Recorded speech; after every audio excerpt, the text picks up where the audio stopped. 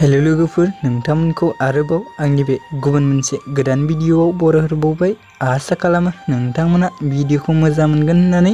बर'नि फैनो गोनां गोबां आबुं सावथुन आरो बर' एलबाम्सफोरनि बागै मिथिबाय थानो थाखाय नोंथांमोना गिबियावनो आंनि गोदान चेनेलखौ साबस्क्राइब खालामना खाथियावनो थानाय बेलनि आइकनखौबो अलाव प्रेस खालामना लाबानो जाबाय लोगोफोर, जाहाथे आंनि गोदान भिडियोनि नटिफिकेशनफोरा नोंथांनियाव थाबैनो सौहैयो लोगोफोर। एक्चुअली लोगोफोर, भिडियोफोरा गोरोन्थिफोर जालांब्ला नोंथांमोनखौ निमाहा होगोन होनना आसा खालामनाय थाबायदि। स' लोगोफोर, आं दिनै मोनसे अफिशियेल मिउजिक भिडियोनि सायाव आपडेट लानानै फैदों दि लोगोफोर।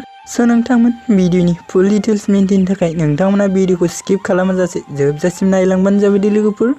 स' लोगोफोर, दानिया फैदो दि बे अफिशियेल मिउजिक भिडियोनि सुंद' आपडेट्सनि बागै एसे मिथिना लादों दि लोगोफोर।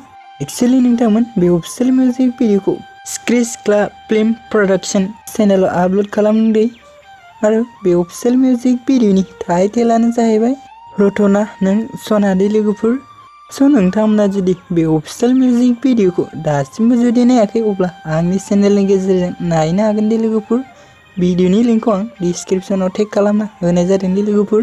स' नोंथांमोना बे अफिशियेल मिउजिक भिडियोआव गुबैयै फावखौ खालामनाय नुनो मोनगोन पेटारसन ब्रह्मा आरो रंजाली नार्जारी दे लोगोफोर, आरो बिसोरजों लोगोसे बे अफिशियेल मिउजिक भिडियोआव फाव खालामबावदों बिदिन्था बसुमतारी आरो अननायनि नेरसोन। स' लोगोफोर, बे अफिशियेल मिउजिक भिडियोनि रिलिक्स टिउन सिंगारानो जादों राथिया बसुमतारी दे लोगोफोर। सेरियोग्राफि एन्ड एडिटिंखौ खालामदों पेटारसन ब्रह्मा दे लोगोफोर, आरो मेकआपखौ सानिया दैमारिया खालामदों दे लोगोफोर।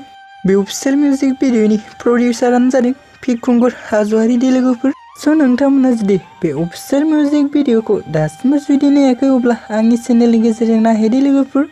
स' लोगोफोर, भिडियोखौ बेखिनिसिम नायनायनि थाखाय नोंथांमोननिसिम रोजा रोजा साबायखर दि। भिडियोखौ मोजां मोनदोंब्ला अन्नानै चेनेलखौ साबस्क्राइब आरो भिडियोखौ लाइक खालामना होलांबानो जाबाय दे लोगोफोर। गोजोन्थों।